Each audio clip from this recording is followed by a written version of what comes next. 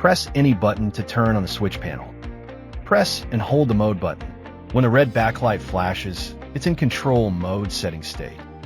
The switch panel has 4 control modes. Different backlight colors indicate different modes. Select the switch you want to set and set its control mode.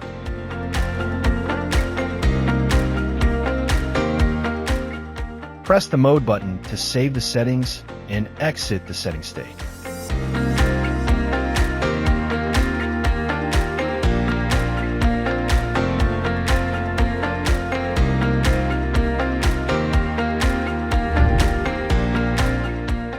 Press and hold the power button to turn off backlight.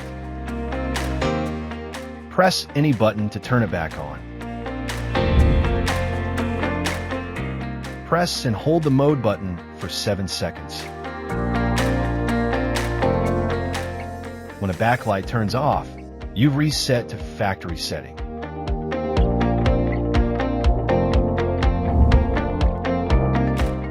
Switch the power source according to the markings on the power hub.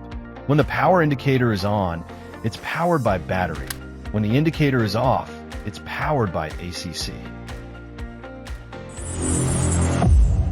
Make it cool, MICTUNING.